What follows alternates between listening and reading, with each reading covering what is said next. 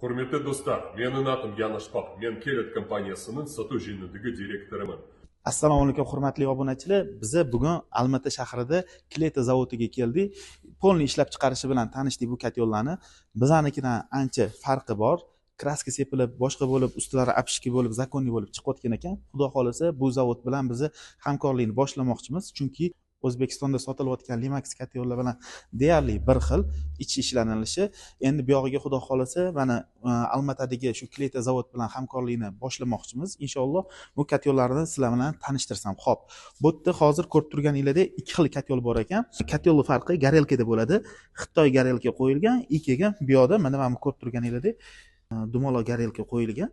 Ikki xil garelka bor ekan. Ichki ishlanilishini mana ko'rsatib qo'yishibdi. Mana lipistoklari lazerda kesib, mana shu ichiga solib qo'yilgan hamda 32 talik turbadan qilingan. Mana bizanikida sizlarga tushuntirib o'tadigan bo'lsam, bizani katyollarimizda mana shu turbalar tiqilgandan keyin tek qatorida ham mana buni turbalar gorizontalniy o'tgan bo'ladi.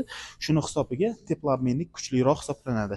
Endi bularni tiqmasligining sababi bilasizlar, katyol qaynab ketib qolsa yo bo'lmasa ko'p dalivka qilinganda o'sha turbalar to'lib qolyapti. O'zi qonun qoidasi bilan ishlatadigan bo'lsanglar, u ichi turbani ichi nakibga to'lmasligi kerak. O'sha holatlarni oldini olgan holda katyolga u tegidagi gorizontalniy turbalarni qo'yilmagan, даже mana bu yerda ko'rib turganinglardek tiyagi datchiklargacha bor ekan. Mabodo issiqlik chiqishi to'xtab qolsa, avtomatik is gaz bo'lmasligi uchun garelka avtomatik o'chirib qo'yadi.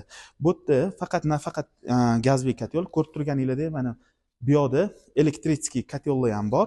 Kerak bo'ladigan bo'lsa, bemalol endi Toplidomga murojaat qilsanglar, xudo xolasa hammasini sizlarga yetkazib berishga harakat qilamiz.